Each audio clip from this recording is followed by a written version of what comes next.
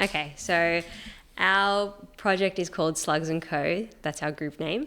We basically, the context is that we sort of noticed that there's a really big problem with urbanisation and the growing population. We're seeing that in about 2080, we won't have enough space for agriculture anymore. In the UK specifically, about 80% of people are living in cities, and the food security crisis is getting worse.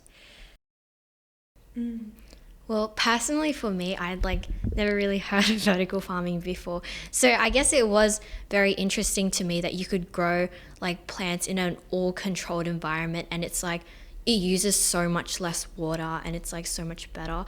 And yeah, I never really thought about how it takes so long to take crops from a farm all the way to the city. It's really cool. Imagine if this was integrated everywhere. You could just make some crops at home and stuff.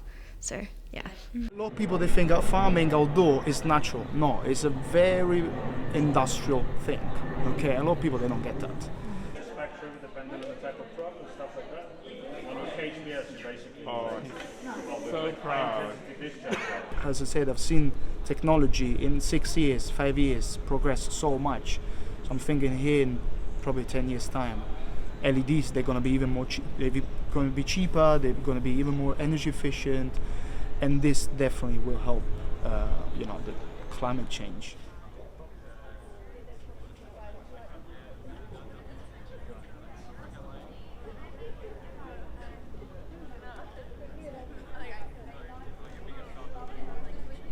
So it's a bit more of an experimental garden, but when the pandemic happened, we decided that we carried on food growing, and we upped our food growing, and we produced lots of food for local food pantries and food banks that popped up and are still around in the area.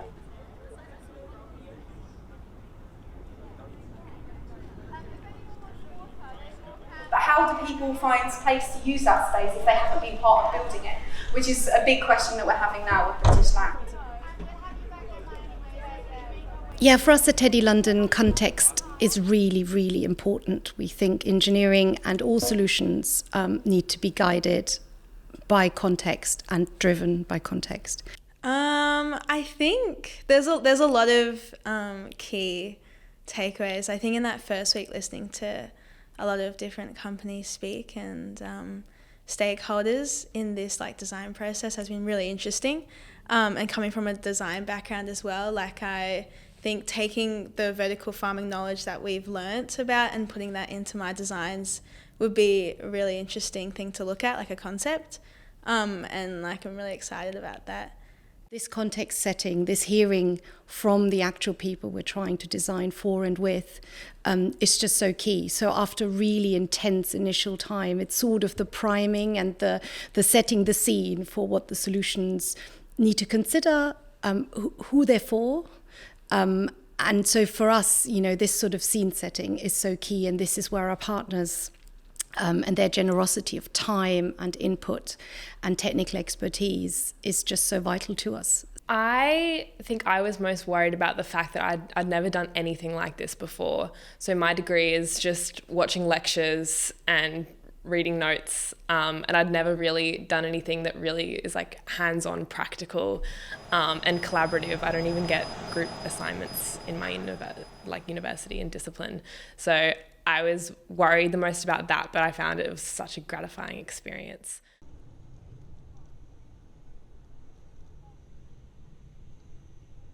Engineers, I think, have a tendency to narrow down and find a technical solution to something. So the students were intentionally put in a very uncomfortable, messy space with lots of ideas. Constantly spitballing ideas, going crazy wide, and because a lot of them, they just want to come up with a solution as soon as possible. But meanwhile, we actually struggled with figuring out the problem. And so we really needed to clarify the problem, and that's where we as a group struggled through the ideation phase, because a lot of us, we really fell in love with the solution, not the problem. So working with groups is always a challenge, and especially around a session like an ideation session, where we are really encouraging quantity over quality. So that's also sort of diversity as well over quality, if that makes sense. So we were quite intentional about how we ran this ideation session to make sure that individual voices were heard in the group. So we got students to come up with ideas individually first, and then we would go do a round robin and everyone would share their ideas. The main problem that we identified is that in the next few years, with the demolishment of the cinema just down the road, as well as the bowling alley, that there wouldn't be many places for the community to come together and have fun. So our criteria was to really create a space which was inclusive and educational for global generation, and really provided a fun space for the community to come together and really be able to interact with green space and feel at home while all of this construction is going on. So our group identified the issue of water. Paper Garden has one tap that waters the entire garden, and a lot of that water gets wasted and a lot of time is spent manually watering these plants. So after meeting Global Generation, we thought we need to move away from the idea of urban farming, which we learned from London Grow, because although it's interesting having the automated system, we initially thought we could have the sensors to automatically water the system, but the children just loved getting their hands dirty and actually gardening, so we thought we need a way to keep the children engaged.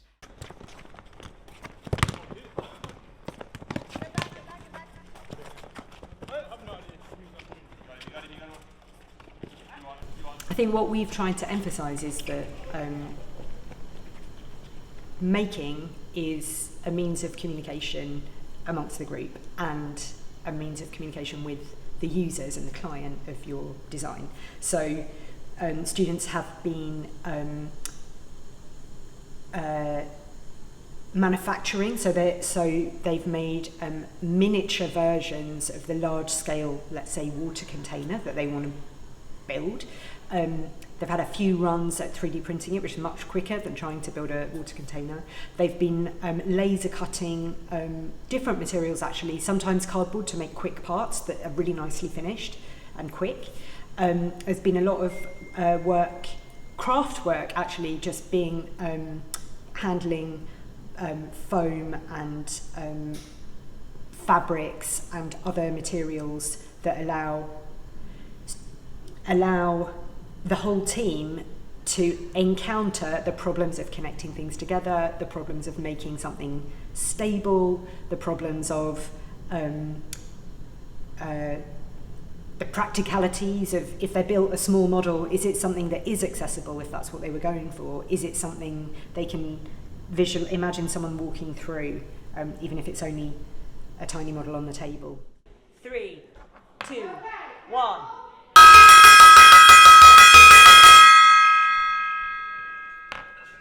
Today was really about, bringing together the ideas into a really concise format. So being able to present the idea cohesively and concisely, getting feedback to that, and sort of developing the idea through, but also realizing that different people need different messaging, and actually feedback is really different. And the idea really was that we have to do this many a time. So everybody spent at least 7 times explaining the ideas in different ways, and really with varying people with varying backgrounds. And so it's really about practicing the pace and practicing the honing of the messaging to achieve the solution, and gathering feedback and thinking about what that might mean. It's been very interesting. I've been fascinated by how quickly they picked up some of the basic concepts and managed to take this further and develop some of their own ideas, which were quite unique.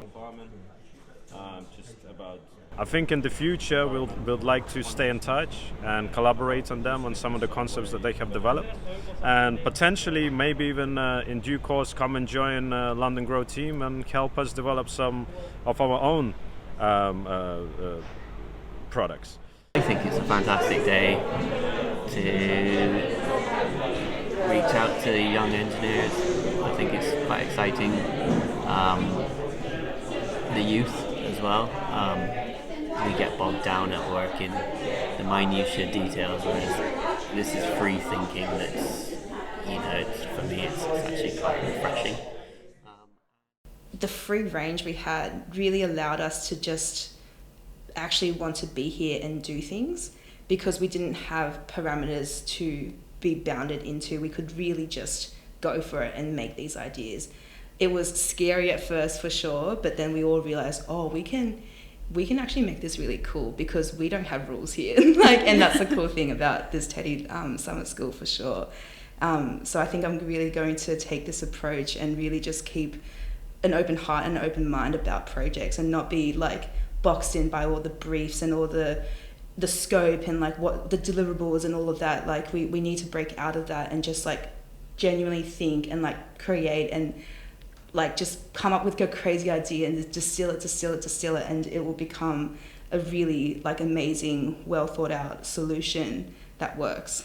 Okay, so our project name is Make It Rain Garden, and it's about recycling and harvesting water within the paper garden. So we built an automatic watering system using a soil sensor and an Arduino. That basically what would happen is when the plant is too dry, it'll automatically detect that and it'll start watering the plant. And then when the plant is wet enough, it'll turn off. And the threshold for when it starts watering is settable by the user. So each plant can have a different threshold, which is cool. So this is a robot that would, if we're taking paper gardens as an example, the robot would greet people when they open to the public. You could see the activities that are being done for the day, and if you wanted to see a certain plant, you could select that on the robot, and the robot will guide you to the plant. So if our robot is mainly aimed at children, and mainly neurodivergent children who would struggle in a setting that is unfamiliar to them. So the robot can also do educational tasks as well. So it has sensors on board to do soil moisture, temperature, humidity, and pH readings. So the children can learn about what this plant would need and how to care for the plant as well. And then in the future, we would like to create it so that the children could learn how to code everything.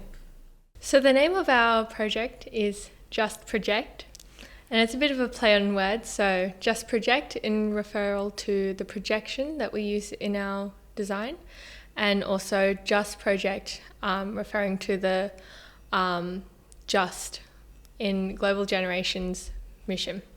So I'll start with the circuitry. It's all about hearing the plants. And in order to do this, we made our own sensors using the laser cutter and paper, and they are able to detect the current going through the plants, and we attach those onto the leaves and then connect it into a breadboard in order to hear the plants, and we can assign a frequency based on the current, and each one will have a different note, and it creates a very immersive experience. And we made a plant wall in order to make it very artistic and make it more unique. And we have a projector that's showcasing on that, and it gives a really unique effect.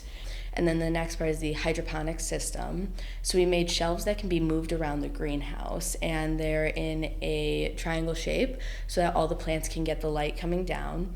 And there are pipes running through where the plants are in, and using an NFT watering system, we have the water running through and then draining out into a little trough system. Yeah.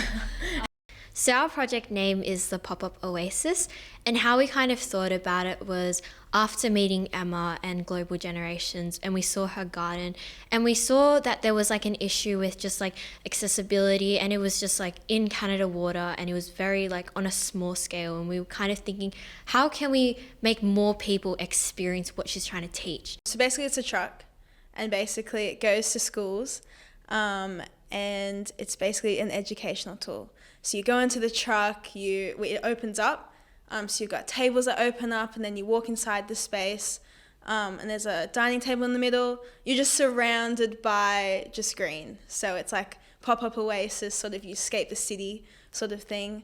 So you go in, and there's vertical farms, and you've got soil soil trays as well. You go through and there's a projector so we can like show educational videos on the paper gardens.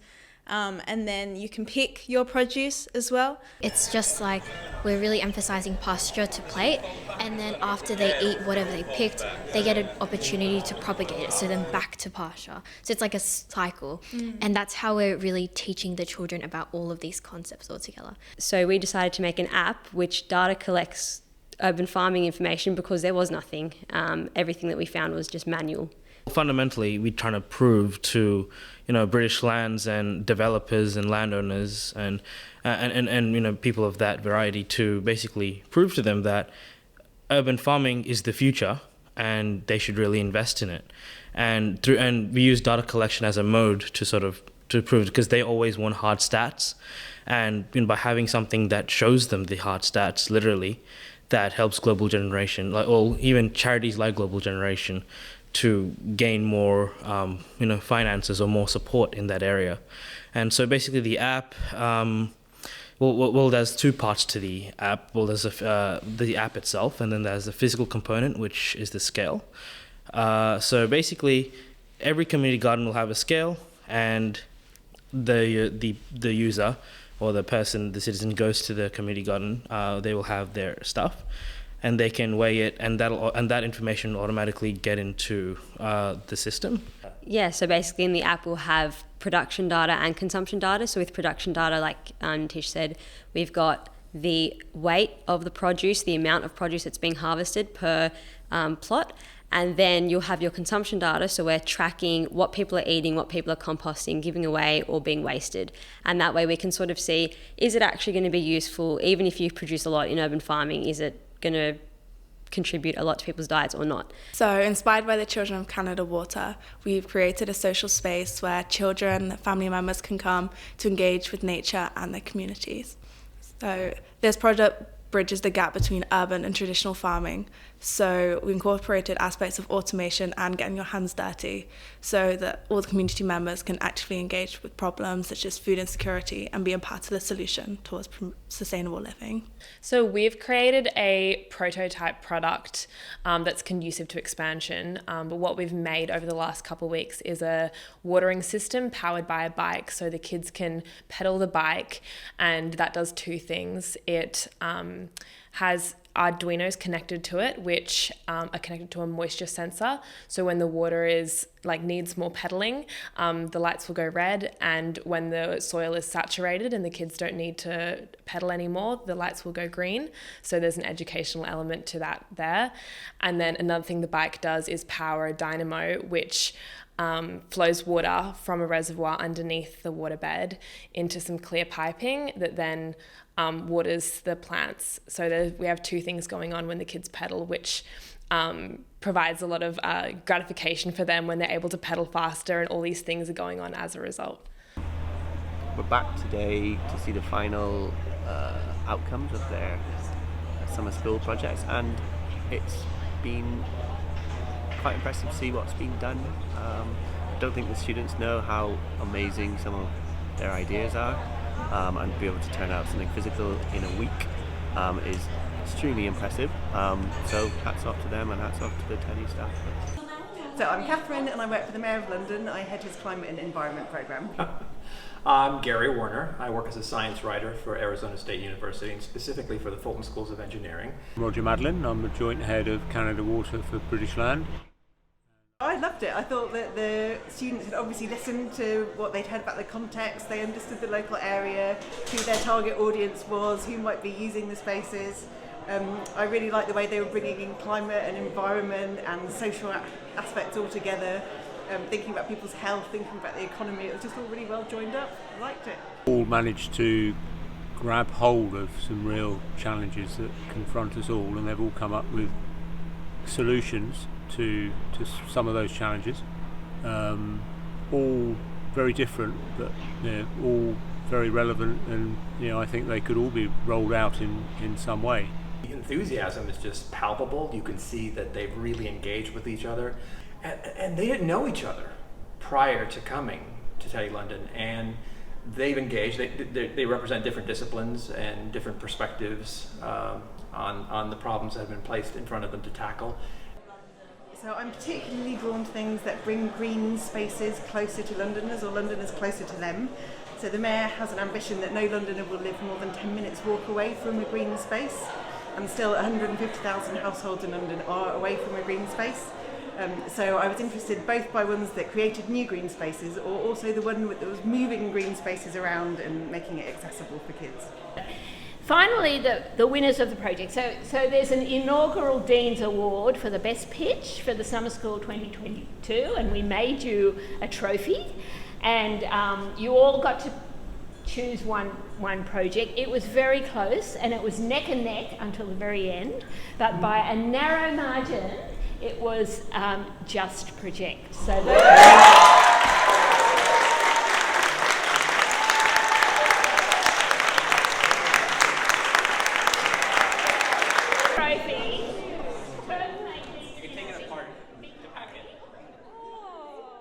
Oh, I will remember the huge excitement of actually being able to host our first summer school in person at our new campus in Canada Water, to have students come from all over the world to be with us for those really exciting, full-on, exploratory, busy 3 weeks, from these strands of ideas, from this 3-week whirlwind, for it to come together in this cohesive story, which in my head always existed, but of course I hadn't seen come to life. And so to see that come to life now is amazing. You know, it's just been better than I'd even imagined.